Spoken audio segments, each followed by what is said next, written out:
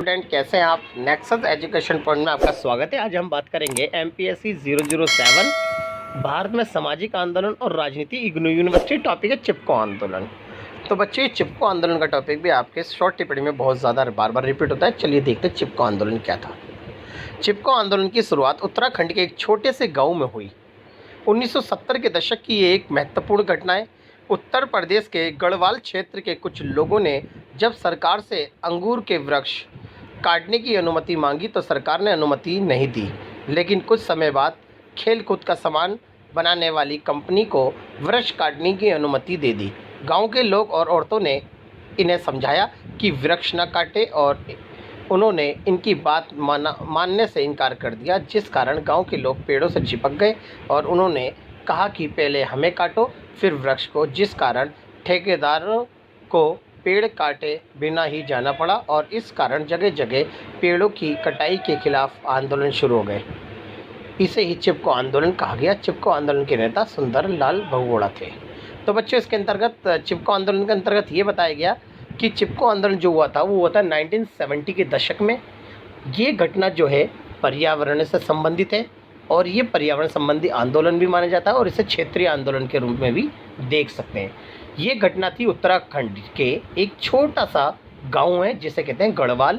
इस गढ़वाल में अंगूर के वृक्ष बड़ी मात्रा में है और यहाँ पर खेती की जो ज़मीन है वो कम है। तो वहाँ के लोगों ने खेती के लिए ज़मीन की तलाश के लिए उन्होंने वहाँ के अंगूर के वृक्ष काटने की अनुमति मांगी सरकार से, लेकिन सरकार ने इन्हें अनुमति देने से इनकार कर दिया।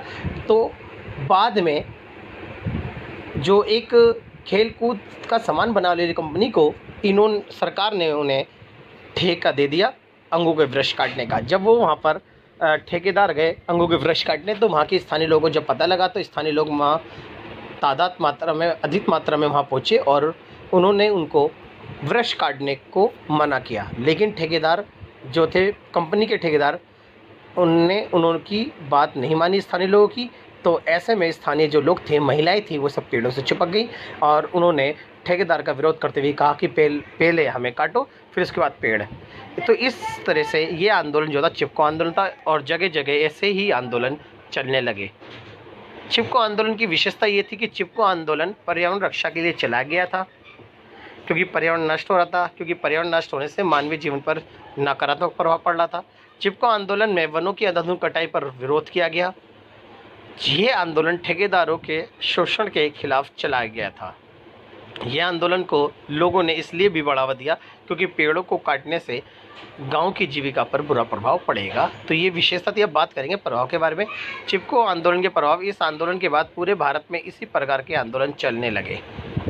जी, जगह जगह आंदोलन चले। सरकार ने 15 वर्ष तक पेड़ों की कटाई पर रोक लगा दी।